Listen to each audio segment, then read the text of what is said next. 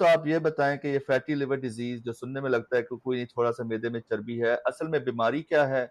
और इसके long term consequences या नताइज क्या निकल सकते हैं जिसकी वजह से आप इसको सीरियसली लेते हैं? देखिए, फैटी लिवर डिजीज़ की ना आपको पाकिस्तान जैसे मुल्क में 2 तरह के मरीज़ मिलते हैं। एक जो हैं जो इतने उसके बारे में परेशान हो जाएँगे कि वो कहेंगे कि हर चीज़ ज़िंदगी में उनको फैटी लिवर की वज़ह से हो रही है। और दूसरे इतने ही बुलाज़े हैं कि वो कहते हैं नहीं जी नहीं, ये तो सबको ही हो जाता है जी, कोई नहीं ये हमारा निकल आता है।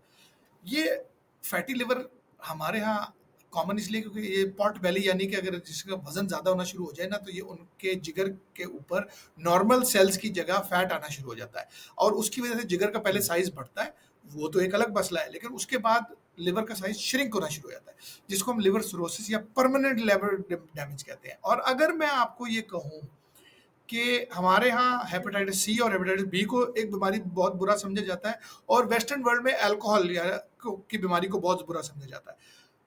And fatty liver disease has the same effect जो इन चीज़ों का है, यानी हेपेटाइटिस बी और सी और अल्कोहल का है आपके जिगर पे।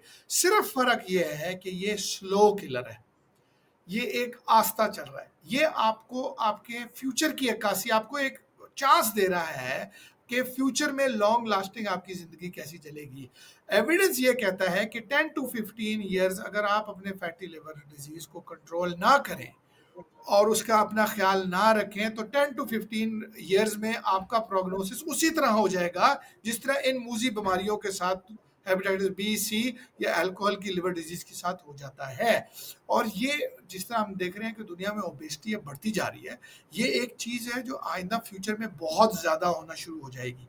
हम पाकिस्तान में ये अभी से देख रहे हैं कि हमारे यहाँ बड़ा लोग हेपेटाइटिस, क्योंकि अल्कोहल उस तरह प्रिवेलेंट नहीं है, हेपेटाइटिस बी और सी है, लोग इसका टेस्ट कराते हैं और उसके बाद रिलैक्स हो जाते हैं। लेकिन हम देखते हैं कि जी टाइप 2 डायबिटीज़ शुरू हो गई।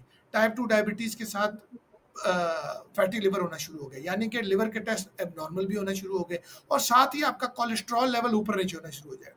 This is now becoming into a metabolic syndrome.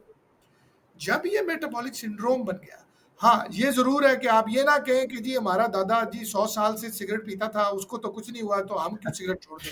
ऐसी कोई बात नहीं है, क्योंकि ये इसमें जेनेटिक्स बहुत रोल प्ले करती है।